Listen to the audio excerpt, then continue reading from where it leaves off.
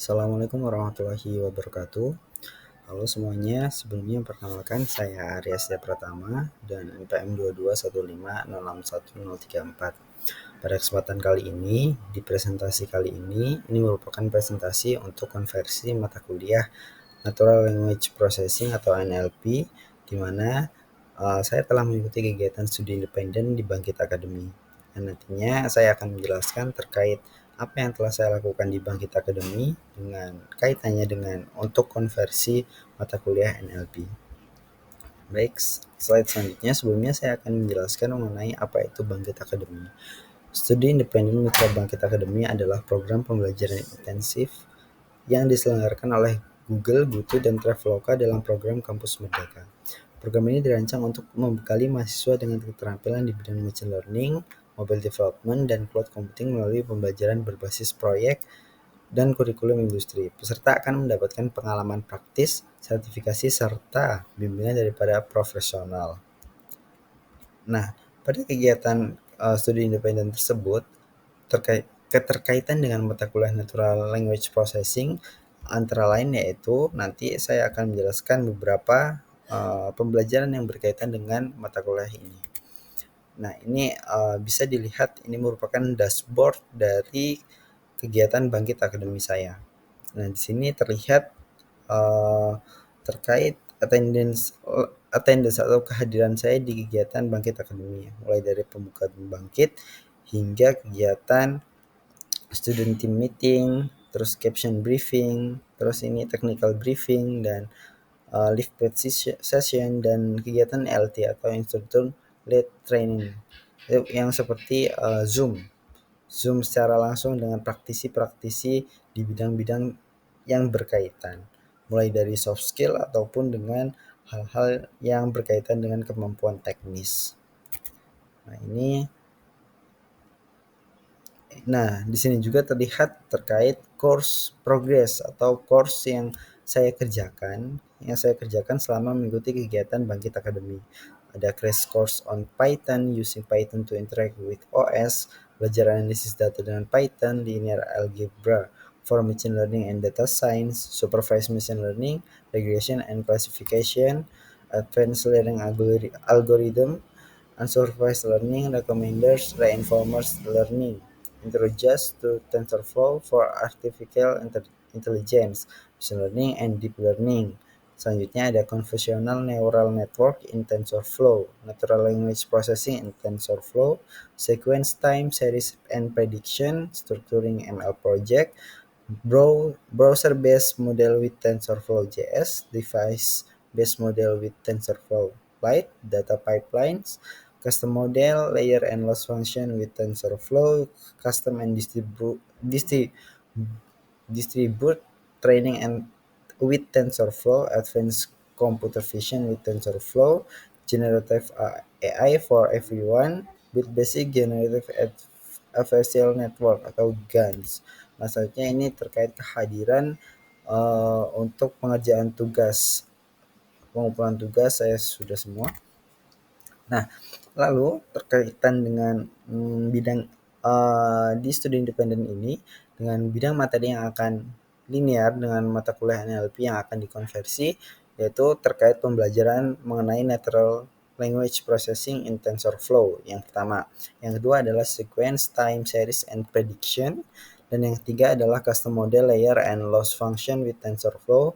Yang keempat terkait custom and distribute training with TensorFlow, dan yang terakhir adalah terkait generative AI for everyone. Nah, ini bukti saya telah menyelesaikan terkait pembelajaran Natural Language Processing in TensorFlow. Pembelajaran diselenggarakan oleh deeplearning.ai, di mana ini sertifikat yang saya dapatkan setelah mengikuti kegiatan tersebut. Nah, ini terkait apa yang saya pelajari. Di sini terdapat detail dari apa yang saya pelajari dan skill apa yang saya dapatkan setelah mengikuti kegiatan pembelajaran di Natural Language Processing in TensorFlow. Nah, apa sih keterkaitan dengan mata kuliah NLP? Yang pertama terkait pemrosesan teks dasar. Ini termasuk tokenisasi, stemming, dan representasi teks sebagai vektor, seperti word embeddings, Selanjutnya terkait model NLP berbasis neural network, penggunaan recurrent neural network (RNN), get recurrent unit atau GRU, dan long short term memory (LSTM) untuk menangani data sekuensial seperti teks. Selanjutnya terkait generatif NLP, pelatihan model untuk menghasilkan teks yang dapat dikaitkan dengan tugas seperti teks generator dan language modeling. Selanjutnya terkait implementasi dalam TensorFlow untuk memberikan pemahaman praktis dalam membangun model NLP menggunakan framework populer di industri. Nah, selanjutnya terkait yang saya pelajari terkait sequence, time series, and prediction. Nah, di sini terlihat sertifikat kelulusan yang saya ikuti, yang saya dapatkan setelah mengikuti kelas tersebut. Nah, di dalam kelas ini saya belajar terkait ini bisa dilihat terkait solve time series and scanning problem in TensorFlow, dan skill yang saya dapatkan terkait prediction, TensorFlow, forecasting, time series, dan machine learning. Baik, keterkaitan dengan mata kuliah NLP yang pertama terkait pemrosesan data berurutan, yang kedua terkait teknik pelatihan model yang sama, karena teknik sequence to sequence learning dalam NLP misalnya untuk chatbot ataupun machine learning translator memiliki konsep serupa dengan cara model memprediksi titik data berikutnya dalam time series. Yang ketiga terkaitannya adalah terkait transfer knowledge ke NLP. Jika kita pahami bersama bagaimana TensorFlow menangani data sekuensial dalam prediksi deret waktu, nah jadi kita bisa menerapkan pada berbagai tugas NLP seperti speech to text, sentiment analysis, atau text prediction. Nah, selanjutnya saya belajar terkait custom model layer and loss function with TensorFlow. Ini yang saya dapatkan sertifikat kelulusannya, dan ini detail dari sertifikat kelulusan apa yang saya pelajari. Nah, di sini saya mendapatkan kemampuan skill tambahan terkait function API, custom and exotic model with functional API, custom loss function, and custom layer. Nah, keterkaitan dengan mata kuliah NLP yang pertama adalah terkait membuat model NLP custom. Yang kedua adalah terkait custom loss function untuk NLP, di mana tugas NLP tertentu seperti sequence to sequence modeling atau constructive learning untuk word embeddings memerlukan fungsi kerugian khusus pada model dapat belajar lebih efektif. Dan yang ketiga itu terkait custom layer untuk pemrosesan bahasa. Terkait layer khusus dapat digunakan untuk menangani embedding, attention mechanism, atau post processing teks dalam model NLP.